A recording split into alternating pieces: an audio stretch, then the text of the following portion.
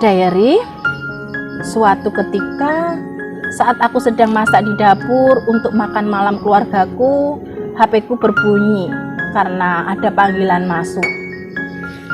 Betapa senangnya aku karena panggilan itu berasal dari nomornya Rizal. Aku pun segera mengangkatnya. Namun saat panggilan itu aku terima, ya Allah, aku tidak meminta hidup tanpa masalah, karena aku tahu itu tidak akan bisa. Aku hanya meminta hati yang sabar, hidup yang sehat, dan iman yang istiqomah, agar aku bisa kuat dan tabah dalam menjalani kehidupan. Open Diary.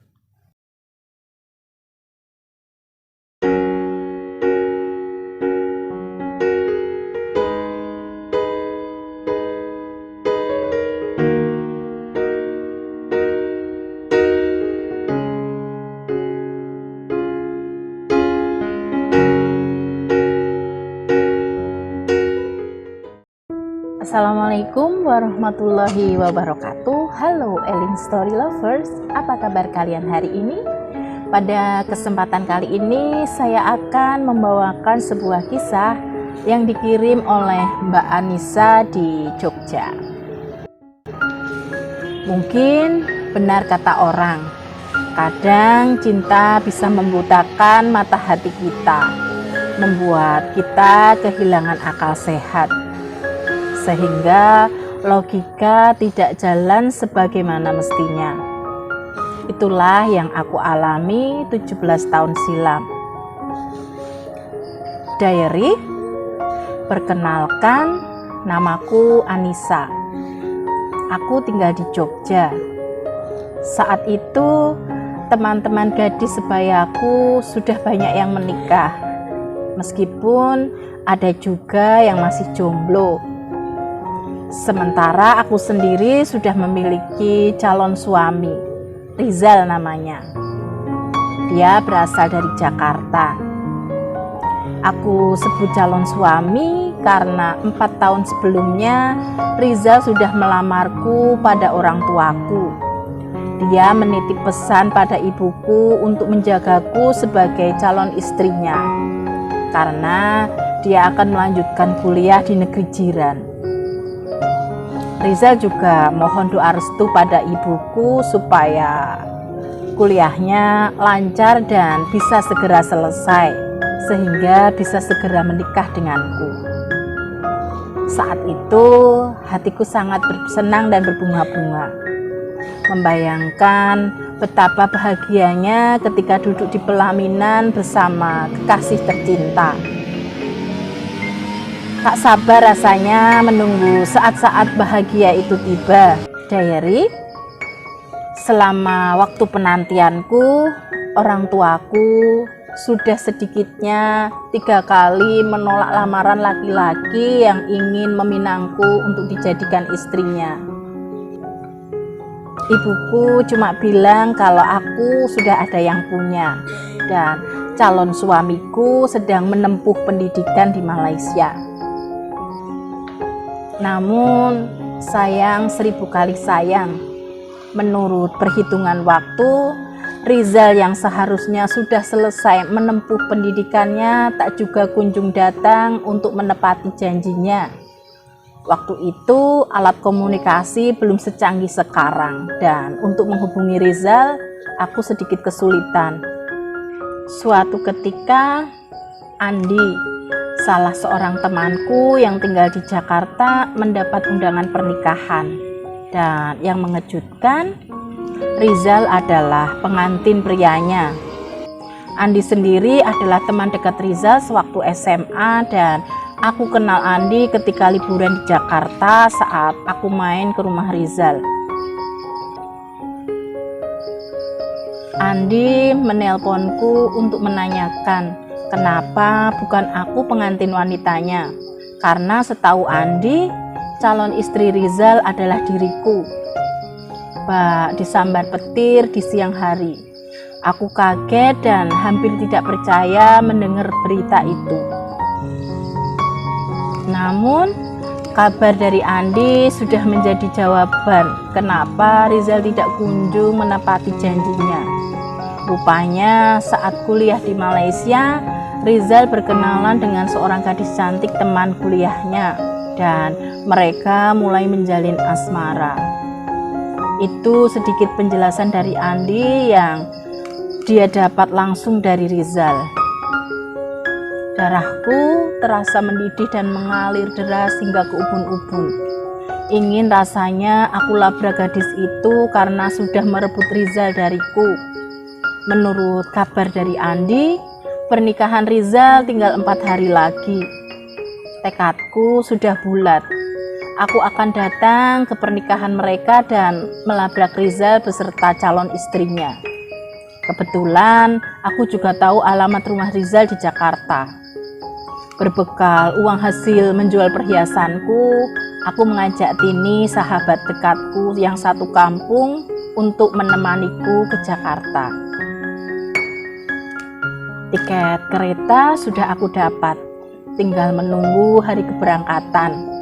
Namun sialnya, Tini malah cerita ke ibuku kalau dia aku ajak ke Jakarta untuk menghadiri pernikahan Rizal. Ibuku sendiri kaget mendengar cerita dari Tini. Beliau sedikit marah padaku kenapa aku tidak cerita padanya. Ibuku juga terlihat sangat kecewa terhadap Rizal.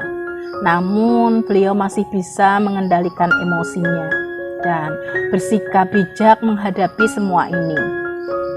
Ibuku pun melarangku pergi ke Jakarta, meski aku bersikeras untuk tetap berangkat dengan alasan hanya sekedar menghadiri pernikahan Rizal.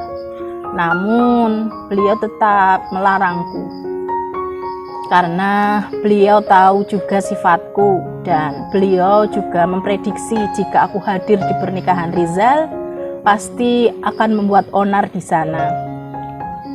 Diary, akhirnya aku harus memendam kekecewaan. Perhiasan sudah aku jual dan tiket pun hangus. Penantian panjang yang aku harapkan berakhir kebahagiaan sirna sudah akibat sebuah pengkhianatan. Sejak saat itu aku sudah tidak ada niatan untuk dekat dengan laki-laki. Luka di hatiku terlalu dalam. Sudah 5 tahun lebih sejak putus dari Rizal, aku menjomblo. Mungkin karena aku tipe orang yang sulit untuk jatuh cinta. Jadi setampan apapun seorang pria mendekatiku, aku tidak ada rasa terhadapnya. Ibuku pun khawatir dengan keadaanku, terlebih usiaku yang semakin bertambah. Akhirnya, ibuku berusaha mencarikan jodoh buatku. Aku dikenalkan dengan seorang lelaki tetangga yang masih satu kampung, namun beda RW. Di tengah keputusasaanku dan rasa tidak tega dengan ibu yang selalu mengkhawatirkan keadaanku, aku pun menerima perjodohan itu. Lelaki itu jelas jauh dari kriteriaku. Dia seorang duda dengan 3 orang anak dan usianya juga terpaut cukup jauh denganku. Hampir 18 tahun lebih tua dari usiaku. Aku hanya bisa pasrah dengan nasibku. Mungkin ini sudah suratan takdir yang harus aku jalani. Menjalani kehidupan rumah tangga tanpa sedikit pun ada rasa suka maupun cinta terhadap pasangan. Rasanya benar-benar hambar. Bahkan malam pertama pun sama sekali tidak berkesan bagiku. Diary, seiring waktu berjalan dan mungkin karena kedewasaan suamiku dan sikapnya terhadapku yang penuh kasih sayang atau gemati kalau orang Jawa bilang, rasa cinta itu pun mulai perlahan tumbuh di hatiku. Dari pernikahanku dengan suamiku, kami dikaruniai 2 orang anak. Mungkin sudah hukum alam bahwa dalam setiap rumah tangga pasti akan selalu ada godaan dan cobaan, tak terkecuali aku. Meski aku sudah memiliki rasa cinta terhadap suamiku, namun rasa sayangku pada Rizal masih nomor 1. Entahlah kenapa aku belum bisa melupakan dia, meskipun dia sudah mengkhianati aku. Terlebih saat awal aku menikah, aku mendapat WA yang berisi ucapan selamat dari nomor yang tidak aku kenal. Hingga setelah beberapa kali chat, ternyata itu adalah nomor Rizal. Entah dari mana dia bisa dapat nomorku. Jujur, aku merasa bahagia bisa berkomunikasi lagi dengan Rizal. Meski cuma lewat chat WA, namun cukup untuk mengobati rasa rinduku padanya. Diary, suatu ketika saat aku sedang masak di dapur untuk makan malam keluargaku, HP-ku berbunyi karena ada panggilan masuk. Betapa senangnya aku karena panggilan itu berasal dari nomornya Rizal. Aku pun segera mengangkatnya. Namun saat panggilan itu aku terima, bukannya suara Rizal yang aku dengar, tetapi suara seorang wanita dari ujung sana, yang tak lain adalah istrinya Rizal. Dan aku pun mendapat omelan, umpatan, dan cacian dari wanita tersebut. Aku hanya terdiam mendengarkan ocehan dari istri Rizal. Aku tak sanggup untuk membantahnya, karena sebagian besar yang dituduhkan padaku mungkin ada benarnya. Tidak sepatutnya aku masih berhubungan dengan Rizal, sementara dari kami masing-masing sudah memiliki pasangan halal. Dan yang membuatku sedih, setelah itu nomorku diblokir oleh istri Rizal. Mungkin sudah saatnya aku harus kembali pada realita kehidupanku dan fokus pada keluargaku. Menghilangkan semua angan dan impian serta hawa nafsuku yang sudah menguasai akal sehatku untuk menjalin hubungan dengan laki-laki lain yang bukan pasangan halalku. Semoga ada hikmah dari kisahku ini. Semua yang sudah ditakdirkan oleh Allah, mungkin itulah yang terbaik untuk kita jalani.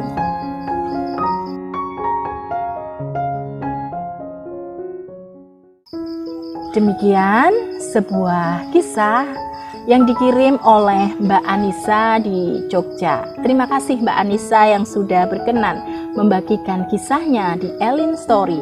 Nah, buat kalian yang mempunyai kisah yang serupa dengan kisahnya Mbak Anissa atau mempunyai pengalaman hidup yang tidak bisa kalian lupakan sepanjang hidup kalian, silahkan kalian kirim di elins.story@gmail.com.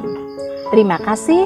Wassalamualaikum warahmatullahi wabarakatuh.